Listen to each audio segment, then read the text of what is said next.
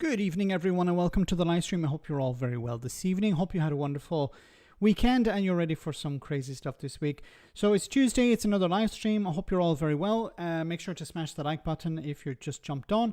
And I want to say thanks in advance to the moderators for doing a wonderful job. I know they will. So what we're going to talk about tonight, unfortunately, we have to talk about Nigel frigging Farage because he is dominating the news cycle and he's, once again, the tail wagging the dog when it comes to politics. I'm on YouTube, on Twitter, and on X, and also on Facebook. So I have multi-stream working. So if you want to send me a comment, I'll try and read it out. So we're going to talk about Nigel Farage.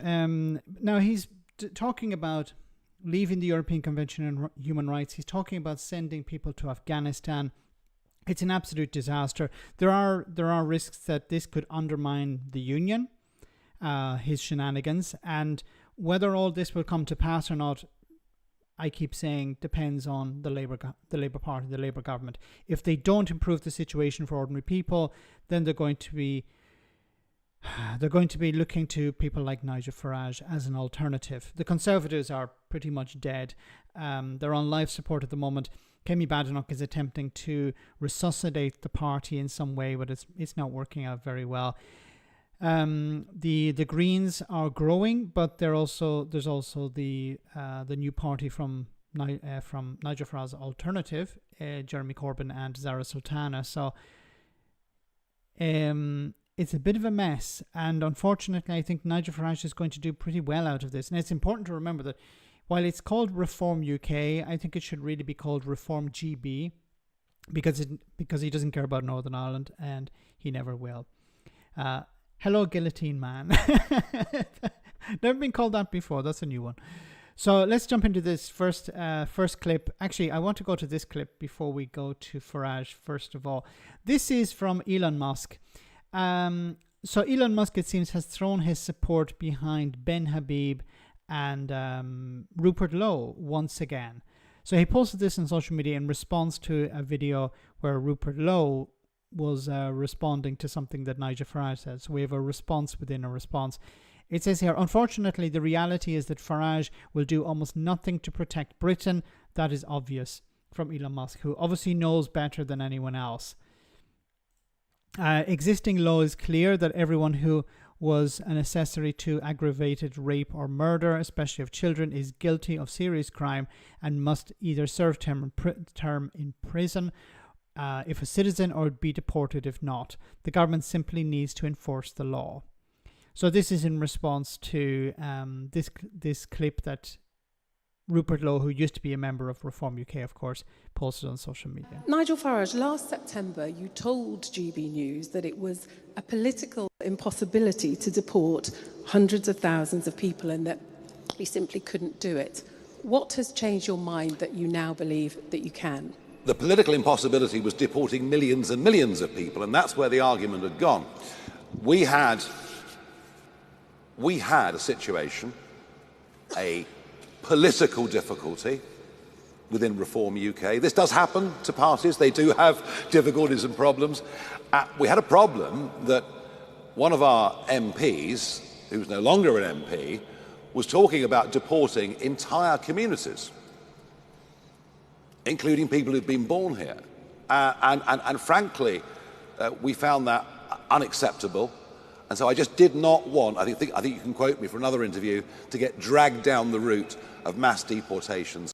Nigel Farage. Okay, so what Rupert Lowe is obviously talking about, or trying to suggest, where Farage says, oh, there was an MP. I don't know why he described him as no longer an MP. Rupert Lowe is still an MP.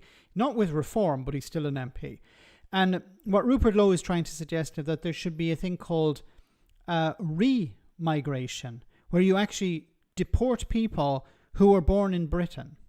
This is what they want to do. This is the next level. So Farage isn't far right enough. Some people want second generation, third generation migrants deported as well. People sent, a bit like what happened with the Windrush scandal, where people who, although Windrush, it was a little bit different because these are people who came over when they were children.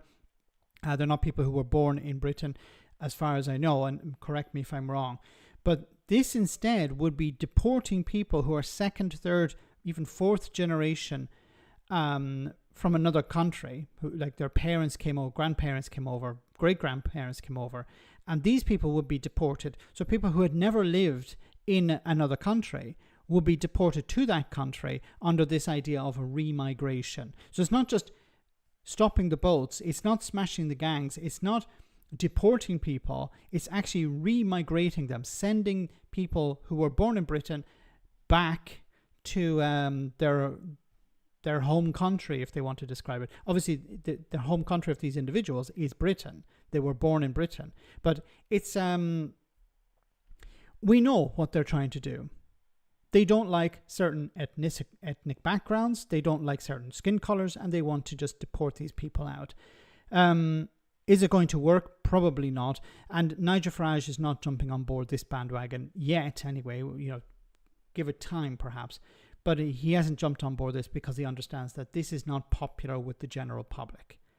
It's an extreme view, this idea of remigrating people. So you're going to hear a lot about it from the likes of Rupert Lowe and Ben Habib, maybe even. You know, like Ben Habib is a bit ironic because Ben Habib was born in Pakistan, in Karachi, and he migrated with his parents to Britain. So, you know, when Ben Habib talks about immigrants, he has to include himself in that as well. Many children of Windrush got deportation orders, lost jobs, and even grandchildren refused university admission.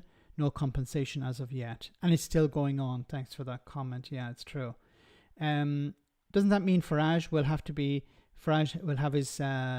send his wife to Germany? I think that's his ex-wife, so he's not longer the. I think the current wife is British, but his children, the children that he has, at least the ones that I know of, their mother is German. So, but I think she would be okay for some reason.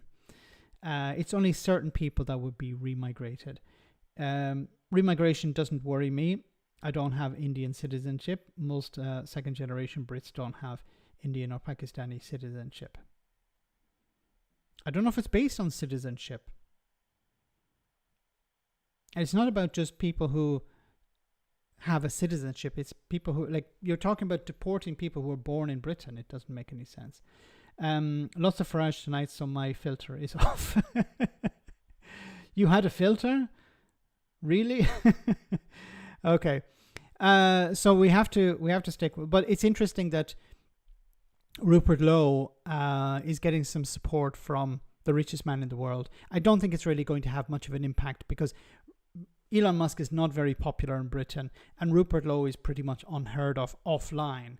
You know, online he's pretty popular, but offline, ask somebody down the street in Britain, do you know Rupert Lowe? They'll be like, who?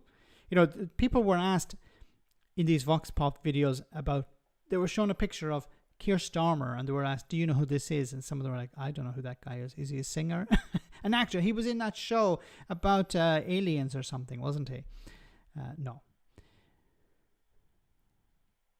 Ben Habib is half English, so not an immigrant. He was born in Pakistan. Anyway. Today we launch Operation Restoring Justice. And as far as the people of this country is concerned, frankly, these measures can't come soon enough. As you know, we've been running over the course of the last 6 weeks our very successful crime campaign. It's seen us rise further in the polls. It's seen great new recruits, Vanessa Frake and Colin Sutton, joining our party. And today is the last instalment of that campaign ahead of our party conference in Birmingham on the 5th and 6th of September. Today we're going to talk about illegal immigration, in particular the boat crossings, but there's more, of course, to the story than that, and perhaps it's appropriate that we're here this morning after yesterday, the scenes in Dover that took place as 650 people arrived. 650 people yesterday arrived into Dover, and last I heard this morning, there are many more boats on the way today. How many boats were crossing the channel before Brexit? How many people were in small boats, in dinghies, before the UK left the European Union? Does anyone know the answer to that? That will take us up to about 52,000 people since this Prime Minister and this government came into power. The mood in the country around this issue is a mix between total despair and rising anger. And I would say this, that without action, without somehow the contract between the government and the people being renewed, without some trust coming back, then I fear deeply that anger will grow. In fact, I think there is now, as a result of this, a genuine threat to public order. And that is the very last thing that we want. That's the very last thing that we want. It's the very last thing that Nigel Farage wants to see. Public anger boiling over. You know, because who would take advantage of that public anger? Who would engage in asking questions about why are people being put in asylums, or why aren't they being put somewhere else? Why aren't they being put in camps? Why aren't we deporting these individuals? Yes, who would take advantage of this anger? We know exactly who would.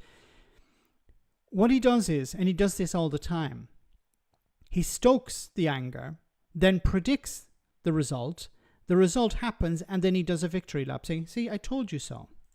I've been saying, of course, for a long time that it's a growing threat to our national security. And we've seen just recently some arrests made of people that came by boat, and they are suspected of being involved in some form of terrorism. Huge numbers. Sorry, what evidence do you have to back up that claim? He's mentioned this before, but he's never presented any evidence to back up. I actually thought he was going to talk about rapes and sexual assaults, but he mentioned terrorism. What connections have you seen? We never hear these connections. This is a bit like when he makes all these other promises. He says, we're going to do this, we're going to release this information, and then nothing. Of undocumented young males who throw their passports and iPhone into the English Channel when they get to the 12-mile line, something that I've been out and filmed. These huge numbers of people do constitute a threat. And I suppose the growing anger in the country over the course of the last few... We've heard this before, that people are throwing their passports over the... Okay. When you travel with a people smuggler, they generally hold on to your passport. They don't give you your passport. They say, you hold on, we need your passport. Or if you're fleeing persecution, generally you won't be able to use your passport is completely useless to you. Because you're not going through a safe route. You're not getting on a plane. I'm really skeptical of this passports thing, that people are traveling with passports and that they're dumping them in the sea. Doesn't explain why that's happening. Like, the argument they'll put forward is, well, so that people don't know where they're coming from. But why would you travel all the way across Europe with a passport if you're not going to be using it, and then dump it in the sea at the last minute? I don't understand the rationale behind that. Weeks is a cultural one, in the sense that many of these young men come from countries in which women aren't even second-class citizens.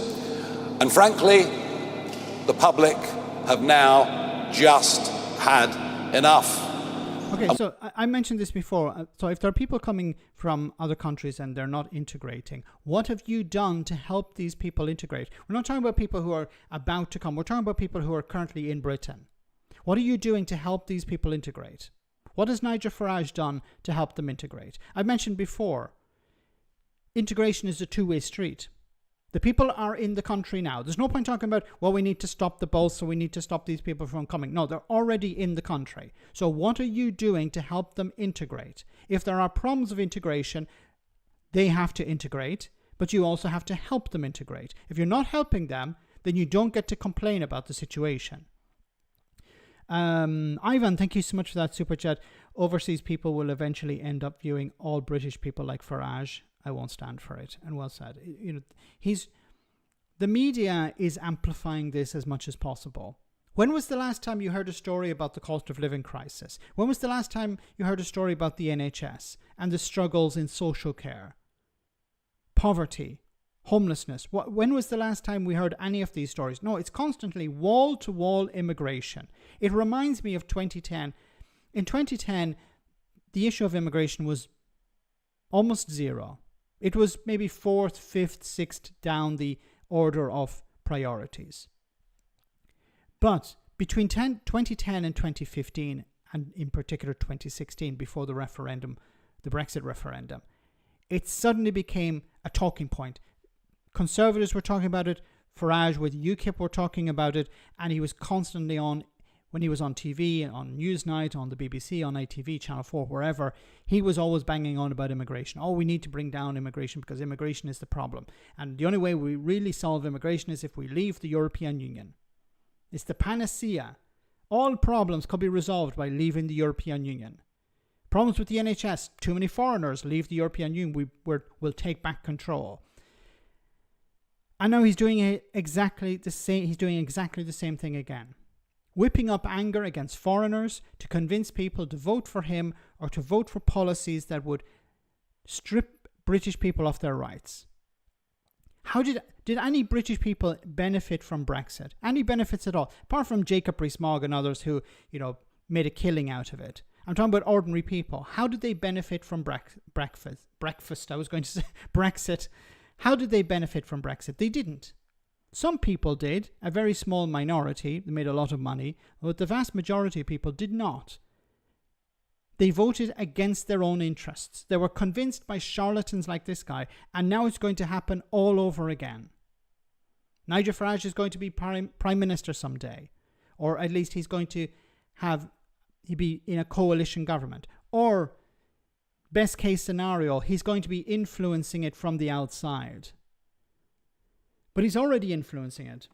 Labour is already talking about acting tough. Some people within the Labour Party are talking about leaving the European Convention on Human Rights. It's insane. Ivan again, thanks so much, Ivan. No Farage, we've had enough of you. Yes, well said. What began as a protest of mothers and concerned citizens outside the Bell Hotel in Epping has now spread right across the country. And all of it really poses one big fundamental question. Whose side are you on? Are you on the side of women and children being safe on our streets? Or are you on the side of outdated international treaties backed up by a series of dubious courts? This is a very powerful message, and this is not an easy one to respond to. This is why he's good at convincing people to vote for him or vote for his policies. He wraps it up in a very simple way. You're voting for mothers and children. Who's going to vote against mothers and children? Or are you going to vote for this obscure legislation that's outdated? Which side are you on? He's not even describing it as two groups of people. He's describing it as people versus legislation, rules and regulations. Of course, people are going to pick the side of women and children. No one in their right mind would pick legislation over women and children. This is how good he is at creating these narratives. But Nigel Farage doesn't care about women and children. When was the last time he complained about rapists who weren't immigrants? Sexual deviants who were not black or brown.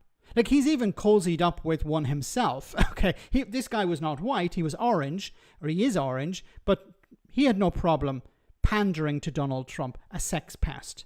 So, if Nigel Farage, and even within his own party, there are some very dodgy individuals. One of them was kicked out recently because of dodgy taxes or dodgy dealings with the tax office, but not because of what he did to his girlfriend. He was welcomed on board. So Farage is trying to sell two things. One is that I care about women and children, when in reality he doesn't. And then he's saying, well, you have to choose between women and children and legislation. It's charlatanism, but it's really powerful and it works very well. Ivan, again, thank you so much, Ivan. Reform only talk about this all the time because they have absolutely no clue and no principles on anything, on no policies on anything else.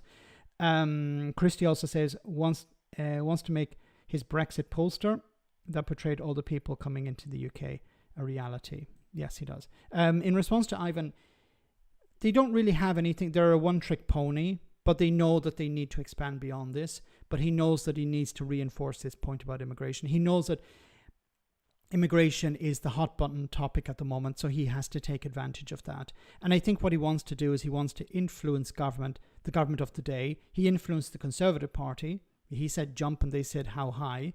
And look at what happened to the Conservative Party. And he's trying to do the same with Labour.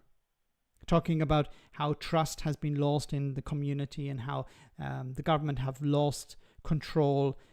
And he's the one saying, well, you need to do this, that, and the other. I think for his donors, he's dynamite. He's gold, because he's telling them, look, you donate to my political party. I'm either controlling the current government or I'm going to be in the next government. So he's going to be raking in huge amounts of donations. The Conservatives are finished. Tory donors, a lot of them have already jumped ship to Reform because they see Nigel Farage as the future, unfortunately. It feels like we're trying to stop the tide from coming in. We know what the result of Nigel Farage in power will be. Stripping away protections for workers, protections for the environment, protections for consumers, stripping all this away, funneling money into the pockets of his donors and his friends, putting people in cabinet positions who are completely incompetent, but not based on merit, but on loyalty. Look at what's happening in the United States. It's a carbon copy of what's going to happen. What's happening in the United States will be a carbon copy. What's happening in the UK will be a carbon copy of what's happening in the United States under Donald Trump. It's scary stuff. We can see it. Now, the only way to stop it, the only true way to stop it, is for the Labour government to improve people's lives. And they're not doing a very, very good job at it at the moment. And of course, with Christie, yes, he wants his Brexit poster. He wants to blame foreigners. And I think if he does get into power, of course, foreigners and the blob and everything will be blamed once again, like the Conservatives did. The Channel crisis began with a trickle of dinghies in 2018. The numbers in 2018 and 19 Yes, and why was that? Why did it not happen before that? were very small indeed. But I began to realise in early 2020 that virtually nobody that came via this route was being deported. They would have been, even in Tony Blair's government time. If you'd done that, you would have been deported, no question about it. And so deported if you don't have a right to claim, if you don't have a justification for asylum. You get deported if you have no right to stay. Now, how do you determine whether somebody has a right to stay? You process their claims. What did the Conservatives do? They decided not to process claims. Now, when the pandemic was on, that's, we can't judge the Tories based on that. But after the pandemic, Robert Jenrick was saying we're not going to process claims because that would create a pull factor. One of the most insane things I've ever heard. We're not going to process asylum claims because that would create a pull factor. So what happened? Detention centres filled up, and then they were overcrowded, and then they had to move them into other places. They tried to put them in ex-army bases. There were protests outside the army bases. Max, your audio from the mic is low. Let me see if I can boost it a little bit. Apologies for that. Yeah, I think I know what the problem is.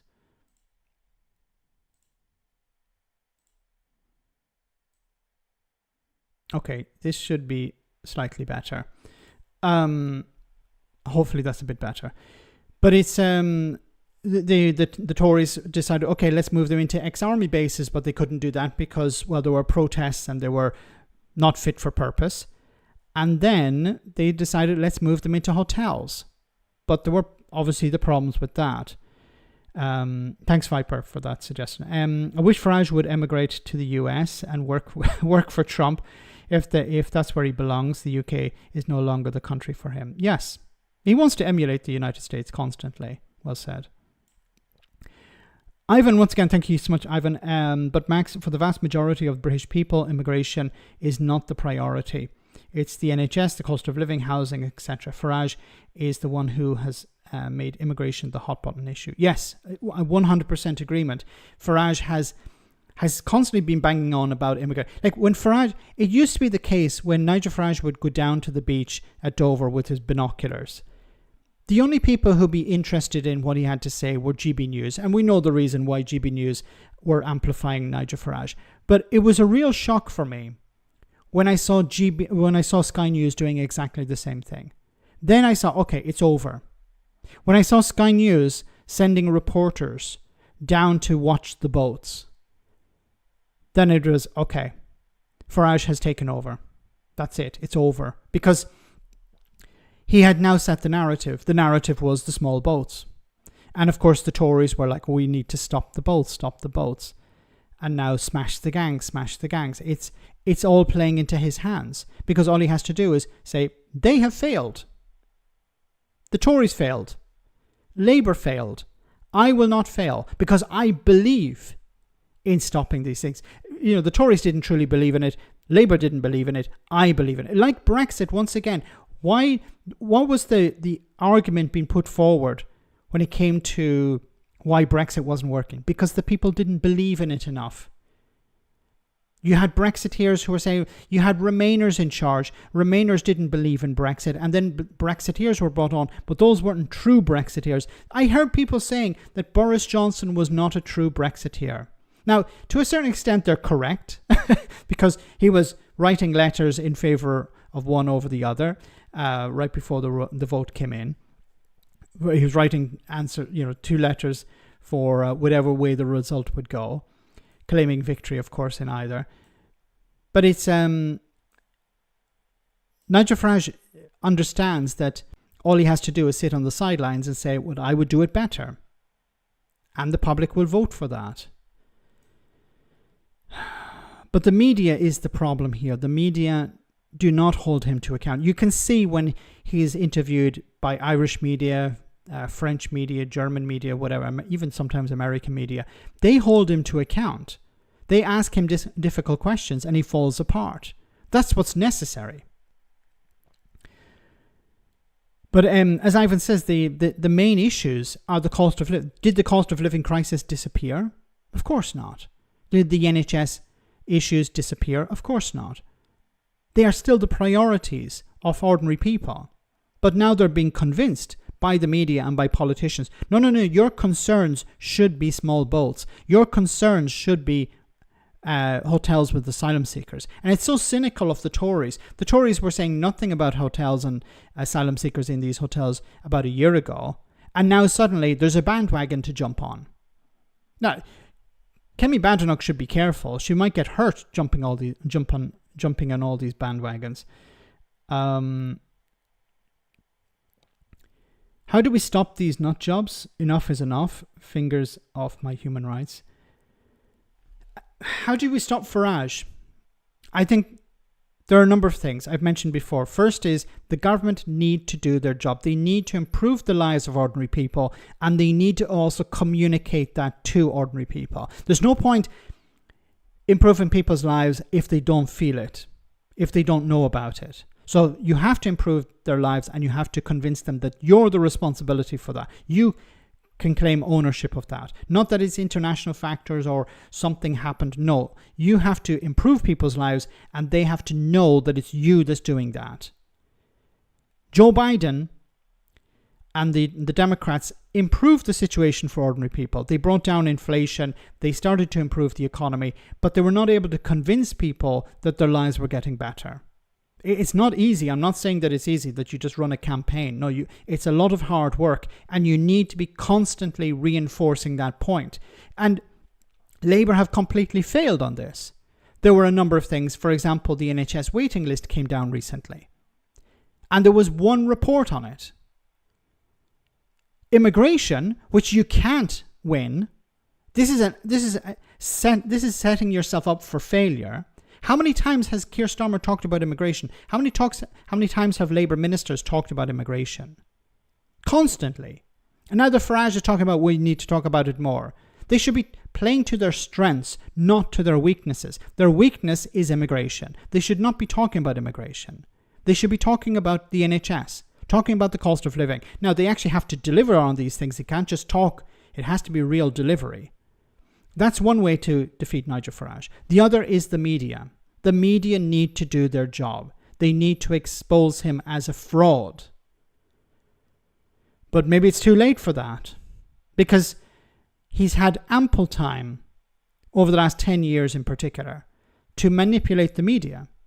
He says, I'll come on your show, but you have to ask me, softball questions. You notice when he goes on LBC, he goes on Nick Ferrari's show. He doesn't go on James O'Brien's show. Why do you think that's the case? He spends more time on GB News and Talk TV than he does on any other platform. He goes on the BBC on sometimes, but he's always facing somebody like Laura Kuenssberg, somebody who'll not truly hold him to account. So it's way too late, Max. I hope it's... Look, I put it out that I think it's too late, but I hope it's not too late. Things can be turned around, but it's going to be difficult. It will require a lot of work, but it comes down to two main... This is not something that ordinary people can do, unfortunately. Or maybe I'm wrong. Please let me know in the comments. But I think this responsibility falls on the government of the day, the incumbent government, to fix the situation, to improve people's lives and communicate that, and for the media to hold this guy to account. Because for too long, they've given him a disproportionate platform and an unchallenged one. That needs to stop. There have been some signs. There was a video recently where Farage or somebody from Reform was challenged somewhat. Zia Youssef, sorry. But Zia Youssef is not an elected official. Zia Youssef is not even the chairman. He's just some guy. So it doesn't have the same impact. You need to challenge Farage in the same way as you're challenging Zia Youssef. But it seems like journalists are afraid to do so. Do they think it's going to end their career or what? Rupert Lowe wears his glasses with a string around his neck. According to Michael McIntyre, anyone who does that is no longer sexually active. Thanks, Brad. I think you're probably onto something there. A lot of his followers are incels, so that may answer your question. Max, could you consider talking through options for moving to the EU country in 2029 for Brits who also have EU passports? I think it's too late. I think it's too late, and I'm getting my affairs in order. I'll look into that, and I'll definitely do some sort of video on it. Maybe it'd be very interesting what British people need to do if they want to move to the EU. Garrett, thank you so much for that super chat. A guy who's all about the political union established in the early 1700s is lecturing us on outdated treaties. Am I being plunked? Yes. Punked, sorry. Yes, you are. That's yeah. Who gives a crap about treaties? When it comes to the union, I think this is going to be interesting. Nigel Farage is an English nationalist, so he doesn't care about Scotland. He doesn't care about Wales. He cares about how much he can use them. You notice that there isn't a Welsh leader or a Scottish leader for reform. There is some guy who's a councillor, but you need an MP. So to lead to be in a senior position. Of course, they don't have an MP, so that could be an argument against that. But they're not putting anyone forward. They're not presenting somebody as a leader of the Reform Party in Scotland or Wales. They're not presenting somebody. No one's been amplified. Whenever there's any talk about leader or some sort of leadership debate, Farage is front and center. So Farage doesn't want to give that power to anyone else. And also, I think he doesn't really care about Scotland and Wales. It's only down to how much he can use them. His real goal is, of course, Westminster. Ivan, again, thank you so much, Ivan. There must be a way more scandals and corruption in reform than they're being highlighted in the open. People who undercover reform appalling misconduct must really step up. There is an account on Twitter called, I think it's Reform UK Exposed or Reform Exposed UK or something like that. They do really good work. I've reached out to them. Maybe you can try and do an interview with the person who runs that account, because they have come up with some very juicy stuff. But unfortunately, if it's not being presented to Nigel Farage, it's not really going to have much impact. So it's remaining somewhat online in a niche. But we're going to see a lot more of and this is at the local level. Can you imagine at the national level? You imagine if Farage had 150 MPs or 200 MPs. Can you imagine how many of those would be in dodgy situations? Christy, thank you so much for that super chat. Farage likes chatting with impressionable drunks in pubs. This is his real ability. This is what he's really good at, speaking to people in pubs. And that's quite important when it comes to politics, to be able to speak to people at any level. So to speak to aristocrats at their level, but to speak to working class people in the pub at their level as well. And Farage is good at doing that. You know, I don't think there's really anyone else in politics who's good at that. Keir Starmer certainly isn't. Ed Davey, I'm not so sure. Kemi Badenoch, okay. Maybe Zach Polanski, maybe he could do something like that. But then he's not getting amplified like Farage is. Look, we've seen enough of Farage blabbing there. I want to move on to other stories related to this, unfortunately. This one here, let me bring it up.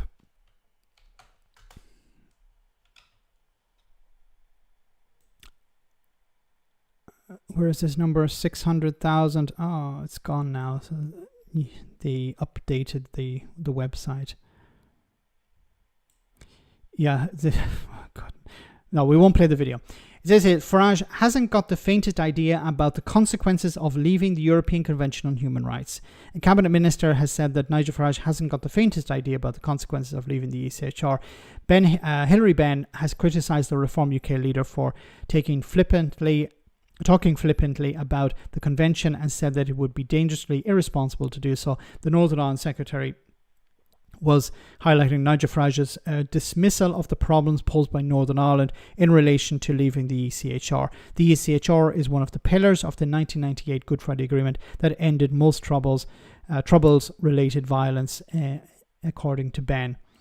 But Farage, who has long advocated for leaving the ECHR, said today that the peace deal could be renegotiated to remove references to the convention. We can renegotiate the Good Friday Agreement and get the ECHR out of it. Yes, it's something that can happen very, very quickly. No, it will take longer. So this thing of, look, I've said before, Nigel Farage doesn't give a shit about Northern Ireland. If you're in Northern Ireland and you're a unionist, you should be crapping it. You know, and it's so insane because there are the TUV, the extreme of the extreme, want to see Nigel Farage as Prime Minister. They actually think, yeah, he's going to restore the union. Nigel Farage doesn't give a crap about Northern Ireland. He would prefer to see it gone. Because Nigel Farage, there's no advantage to him. He wouldn't have MPs there because Northern Ireland is not really a place that votes for Labour or the Conservatives. They have their own parties. There's no real influence. There's no real advantage. It's not like Northern Ireland is a place where you can drill for oil and get, resources and stuff like that. Northern Ireland doesn't really benefit the political parties. I've mentioned this before. If Labour and the Conservatives could, they would get rid of Northern Ireland tomorrow. It's just a pain in the backside for them. So Farage would prefer, if Farage had said, okay, we need to leave the European Convention on Human Rights, but it involves having a referendum on Irish unity, he'd go with that. He doesn't care because he knows that people in England don't care. The Brexiteers don't care. The Brexiteers always preferred Brexit over the Union. So I think you'd see it happen more quickly, a united Ireland, than the UK leaving the European Convention on Human Rights.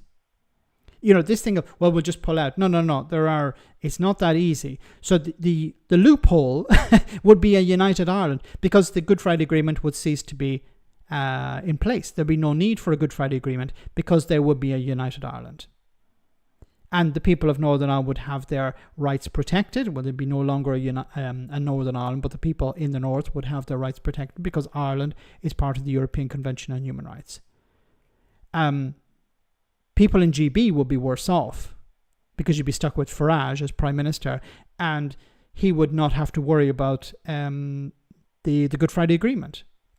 So instead of breaking Farage is talking about negotiating. No, you're not going to negotiate it. It took years to negotiate. And it's not just about how long it will take. You had to bring all the different parties together. And there's a reason why it was necessary to have a Good Friday Agreement in the first place. Maybe Nigel Farage forgets what happened between 1969 and 1994. 25 years. Maybe he doesn't know about it. Maybe he should reach out to some veterans who spent some time in Northern Ireland that he keeps claiming that he supports. He should speak to them and find out what happened between 69 and 94. So there won't be a renegotiation because it would require the Irish government being on board. It would require the parties in Northern Ireland being on board, not just the DUP or the TUV. Everyone would have to be on board with the idea of renegotiating it. And renegotiate it for what? To strip protections away from British people. Because that's what it would be about. We want you to vote to undermine the Good Friday Agreement, and what do we get in return? Well, we might be able to kick out a few migrants from Dover. We might. But aren't there countries that are still part of the ECHR that are deporting people? Yes, but don't think about that. Farage thinks Muslims brought sectarianism to the UK.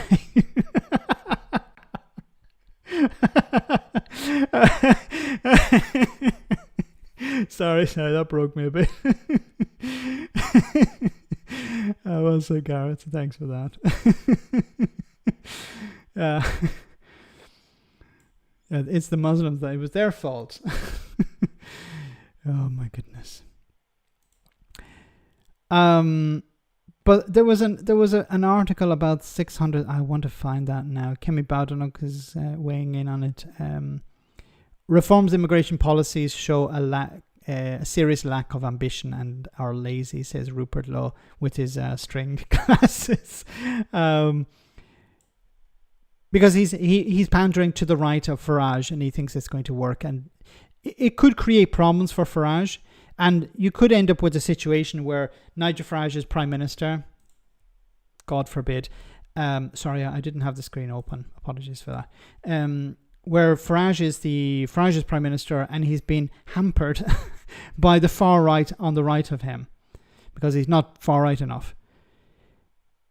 There was another story I wanted to cover here. Where is it?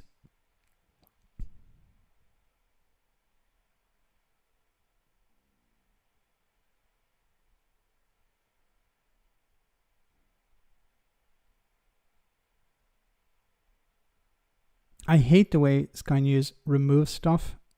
Like, I check it before I do that. Like, we'll deport 600. Okay, we'll just read that.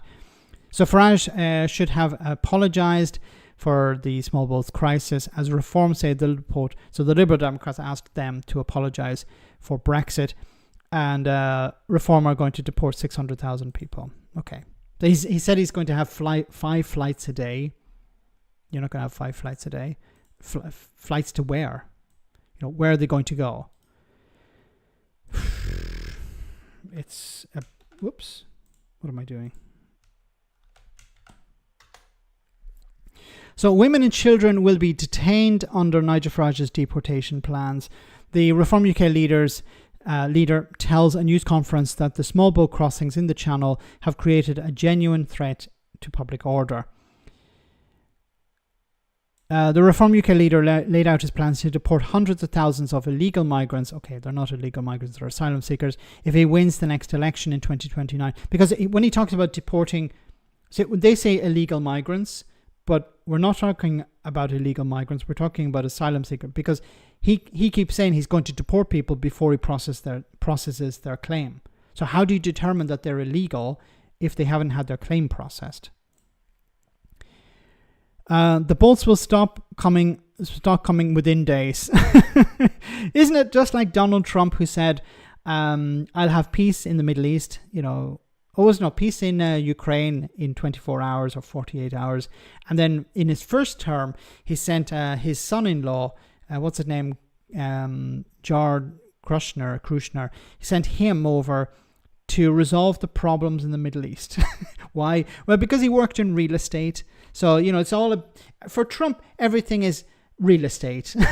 If you think about wars, conflicts, politics, and issues like famine or disease or wealth inequality, whatever. If you just think of it through the prism of real estate, then you can resolve all problems. So, I don't know if Trump actually believed he could resolve the issue the war in Ukraine in 24 hours, or maybe he actually believed it. Maybe he surrounded himself like people, like he saw with Kim Jong-un. Like Kim Jong-un walks into a room and everyone is clapping, because if you don't clap fast enough and hard enough, off to the gulag. And Trump saw that and was like, wow, I'd love to have people like that. And I'd love for people to believe that I invented the bicycle, or I was the very first person on the internet, or I was not on a particular island. I want people to believe these things. I want to be honored, respected, feared, like the little rocket man. Brad, once again, thanks so much, Brad. The way things are going, the only things Farage will be battling in 2029 are a liver transplant and eczema. He'll definitely need to change his diet and his drinking habits and his smoking habits if he wants to survive another 5 years. Yeah, it's going to be 4 years. It's going to be... He's going to look pretty bad. I'm not looking great myself, but I think he'll be looking pretty bad if he doesn't turn things around. Agent Krusnov, yeah, Max, check it, yes.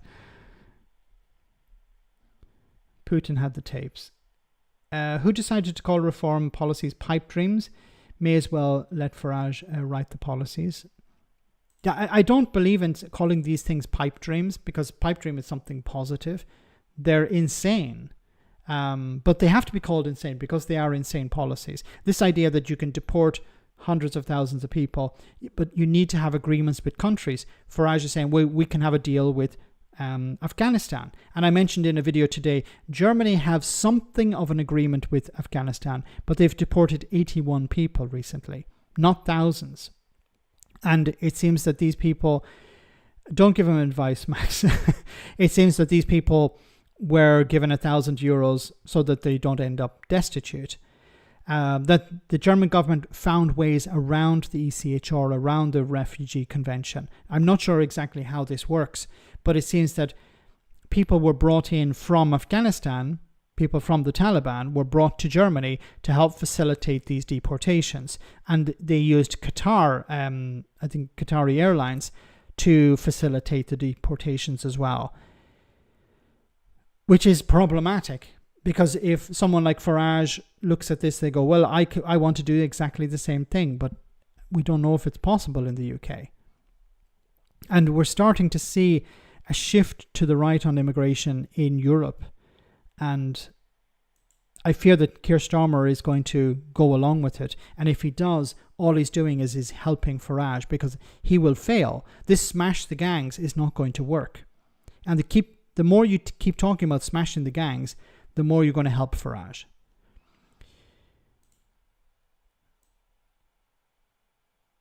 So when it comes, I mentioned at the beginning, like a bit earlier on, about the Good Friday Agreement. And Politics Holmes says this here. Nigel Farage says he would renegotiate the Good Friday Agreement to stop the boats. No, thank you. Speaking of conference, let me just do a quick look, because there is a correspondent. Okay, there is a response to this. Can we renegotiate the Good Friday Agreement and get out of the ECHR? Get the ECHR out of this? Yes. Is that something that would happen very, very quickly? No, it would take a lot longer, he said. Responding to Farage, Prime Minister Keir Starmer's official spokesperson said the ECHR undermines the key agreements on trade, security, migration and the Good Friday Agreement, and anyone who is proposing to renegotiate the Good Friday Agreement is not serious. I would use insane, not serious, instead of not serious. Farage spoke alongside Reform Chairman, I think it was the ex-chairman, Zia Youssef, at an aircraft storage unit in Oxfordshire, as the pair set out their government plan led by Reform would tackle illegal migration. No, unfortunately, there's nothing more about the Good Friday Agreement. But as I said, the Good Friday Agreement cannot be renegotiated, especially cannot be renegotiated without the partners on board. And you'd actually, when it comes to a renegotiation, you have to be offering something positive. What could Farage offer the Irish government to enter the negotiations? Money? A bit of land?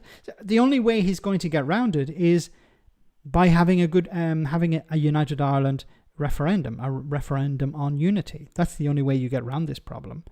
And once again, Farage doesn't care about Northern Ireland. He only cares about England. So if you're in Northern Ireland and you're a unionist, you should be dead set against, you should be doing everything to stop Nigel Farage from becoming Prime Minister. But people like Jim Allister from the TUV love the idea of Nigel Farage becoming Prime Minister because he hates the same people as Farage hates. Brown people. Okay? That's the way it is. Migrants.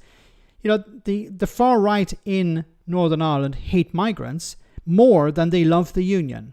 I keep saying this. They hate the European Union more than they love the Union. They hate Ireland more than they love the Union.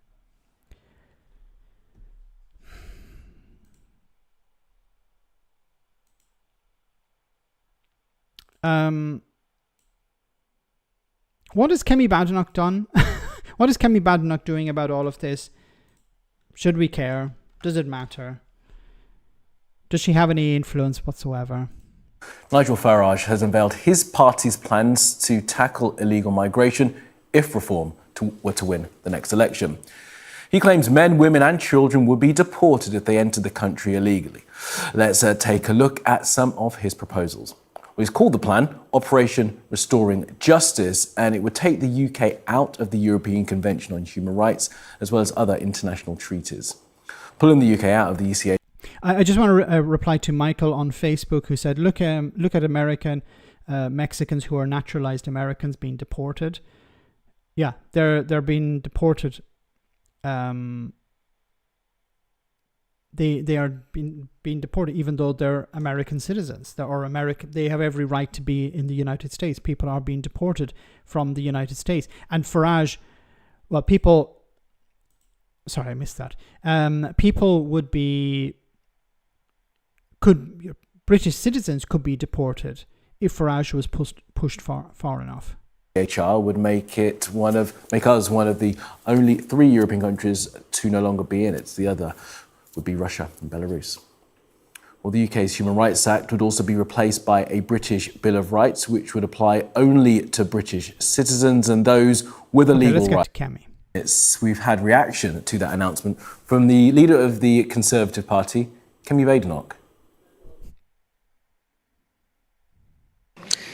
Imitation is the sincerest form of flattery. The fact is, Nigel Farage... It's like, you're imitating us. What? is copying our homework. We put out a deportation bill in May. The stuff that actually works and what he said has come from there. But the truth is, he is not doing the thinking, we are. And just like we've seen with the Labour governments who didn't do their thinking in opposition, there'll be a disaster in government, and in particular, a disaster on the economy. He says he wants... I like the stick behind Max's hat. It's my own version of Gandalf's staff. It's a sort of mock-up of Gandalf's staff. There's a story behind it, but I won't get into it now. But Kemi Badenoch, does she not understand that when she's talking about immigration, all she's doing is helping Farage? She's not helping herself. Just making the situation worse for the Conservatives. to leave the EHCR. You haven't decided that yet. Well, you will know that in May we got an eminent KC to review a lot of the treaties which are impacting us, deporting people who should not be in our country. And I have said that we will announce at our conference exactly what we're going to do and how. Saying you're going to leave the ECHR is not a plan. It's going to have a lot of impact on things like the Good Friday Agreement. Finally, somebody's talking about the Good Friday Agreement. It's going to impact on so many other laws. How do we make sure that if we... But she's not ruling it out. Like, this is the thing I don't understand about Kemi Badenoch. She says, well, Nigel Farage should not be talking about leaving the European Convention on Human Rights. Are you going to... So obviously you're not supporting the idea of leaving it. Well, we'll leave it as an option. You're saying that it would be a disaster, but you're going to keep it as an option. Like, she has never ruled it out. Have to do this, we do it in a way that doesn't destabilize our country or our economy. So you've said that leaving the European Convention on Human Rights would destabilize the Good Friday Agreement, but we need to leave the European Convention on Human Rights in a way that doesn't destabilize the Good Friday Agreement. Am I understanding this correctly? Only the Conservatives are working on that sort of plan. Reform want to deport hundreds of thousands of migrants. Do you have a figure? Is that practical? It's really interesting that he's saying this, because just a few months ago, Nigel Farage was saying that it wasn't possible for us to have mass deportations. He was saying that our Rwanda plan was a joke. Now he's taken it on board. Just like Labour, who scrapped the Rwanda plan, they don't have a plan. We have said that we need to make sure we enforce our laws, and that does mean deporting people who should not be here. It's not about the numbers, it is about making sure that we control our borders and we get all the people who are breaking our laws and coming here illegally out of the country. But he's talking about deporting hundreds of thousands of people. Rwanda was never talking about those sorts of numbers, was it? Rwanda was a deterrent. If you have a deterrent, then that means people will... Rwanda was not a deterrent. Why do they still believe that Rwanda was a deterrent? Who did it deter? The numbers went up when Rwanda was being... Like, did they honestly believe that there were people in Eritrea, in Libya, maybe even in Europe, were thinking, well, I better not cross the channel because Rishi Sunak's Rwanda plan will send me to Rwanda. Yeah, really? Well, probably not. Who is going to send me to Rwanda? It's insane. They actually thought that it would be a deterrent. Yeah, we might send 4 people voluntarily to Rwanda. I'm not going to go over Rwanda again. I've done it to death.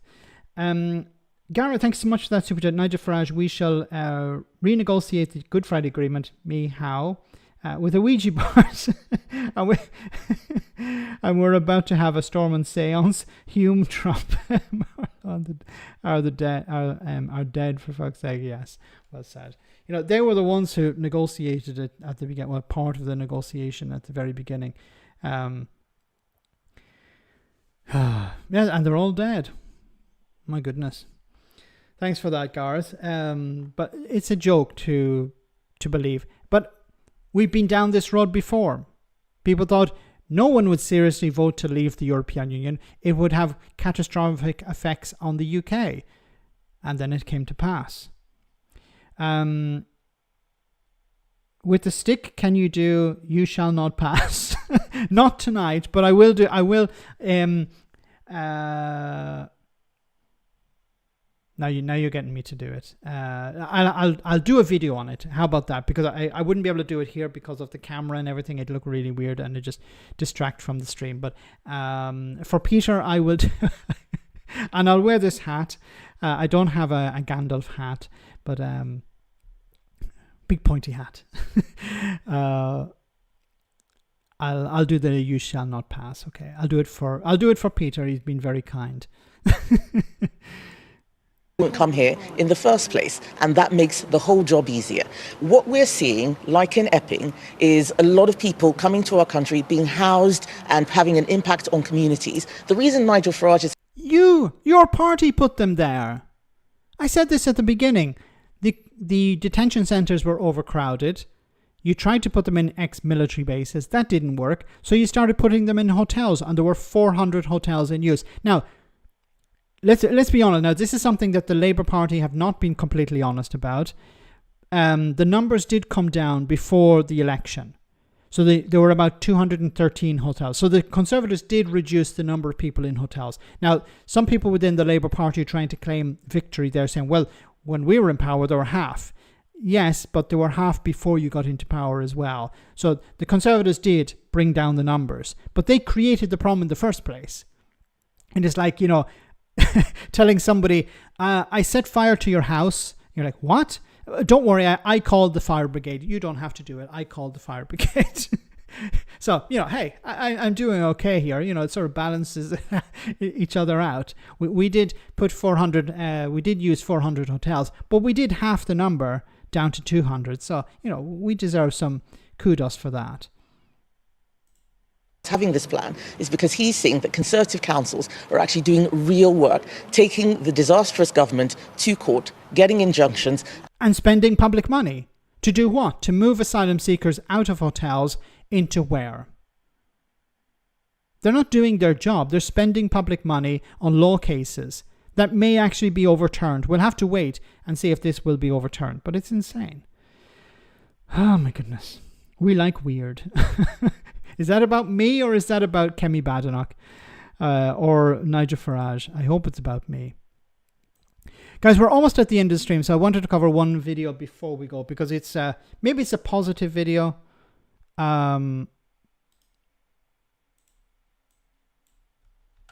It's an alternative to Nigel Farage. Maybe it's an alternative you'd welcome, maybe not. So it's Jeremy Corbyn. He was asked about what he can offer that Nigel Farage can't. Eventually, we announced for a year since the general election that we've set up this thing called yourparty.uk, and that will lead to a founding conference in all probability in November. Hundreds of thousands of people have signed up. They won't all become members, but many will. And it's exciting. And the 5 principles behind the party are: 1, peace. Therefore, no bombs to Israel to drop on Gaza, for example. They are about economic justice within our society. They are about dealing with the worst vestiges of poverty within our society. They are about environmental sustainability. And they are about public ownership of public services. But it's also about the kind of creativity and democracy we are. So when you bring people together in a creative endeavour through local forums and grassroots democracy, you defeat the far right, you defeat the racists by our organisation together. So Nigel Farage needs to be very aware that we're out there and we're offering something different, which he can't. We're offering hope. Something we need a lot of at the moment, a bit of hope. It's been pretty dark over the last number of years, and we see the Conservatives pandering to Farage, trying to ramp up as much anger and directed at asylum seekers as possible, dehumanizing them, calling them invaders, calling them scum. And then Labour are sort of tiptoeing around this issue as well, going, should we try and emulate the Tories? Should we try and pander to Farage and others? And, putting out videos and material that makes them look tough. And it seems to be one of the only people who's trying to send a positive message. Now, I think the Green Party as well are trying to do this.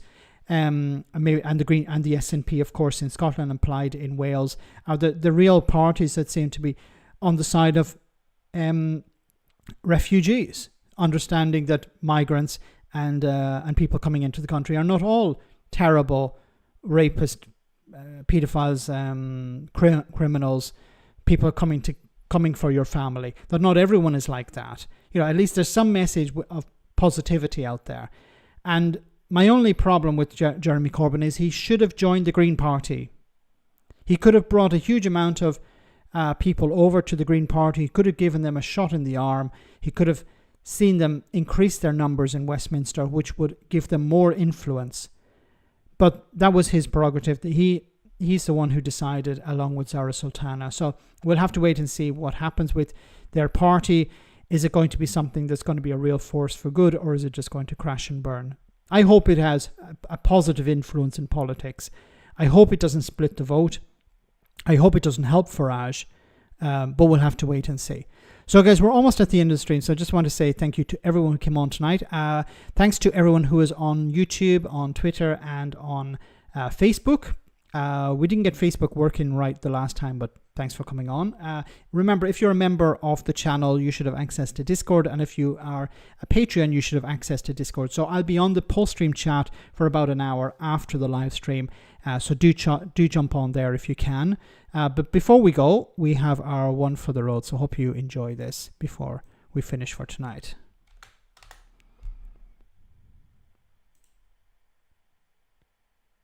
Colin from Portsmouth is on the line. Hello, Colin. Why am I not allowed to have a glass of fizz to celebrate something? Well, who's stopping you, Colin? I don't drink, do I? Right, well, have a cup of tea then. Fizzy tea? No, thank you. Sorry, what are you celebrating, Colin? The silent majority have finally shouted loud enough to win something. The High Court ruling that effing Forest District Council are right to say that immigrants can't stay in hotels anymore. Well, it's only temporary, Colin, and what are you going to do now? They're not in the hotels. What are they going to do once you've turfed them out? Let them roam the streets. Well, I thought roaming the streets was the last thing you wanted them to do. That's the whole point, isn't it? Well, put them in a holiday camp A then. holiday camp? How's Butlins any different from a hotel in Essex? All right, bang them on little boats. You want to stop the little boats, Colin? That's your whole point. Put them on a big boat then. That's a cruise ship, Colin. You saying put them on a cruise ship? Why That's a not? hotel on Let them see a bit of the world while they're at it. We're Fine, here okay. once, mate. Let them enjoy themselves. That's what I say. Yeah, anyway, yeah. mate, thanks for having me on. Love to the family. Love to the family, Colin. Love to the family. Tell them not to go on any Disney cruise, though. I caught Olaf having a fag in the bogs, and it put me right off Frozen. Oh my god, we have a couple of super chats before we finish for tonight. If Corbyn and Farage got close enough, they'd annihilate each other, releasing gamma radiation of equal energy traveling in opposite directions. Thank you for that science lesson there, Brad. Science and politics mixed together. And Gareth says Kemi's next bill, leaving the ECHR will not destabilise the Good Friday Agreement inspired by Rwanda, is absolutely safe, even though it isn't safe, Bill. Well said. Thanks so much everyone for coming on. Have a great week, and I'll see you on Friday, same bad time, same bad channel, or I'll see you on the post stream chat later on. Good night.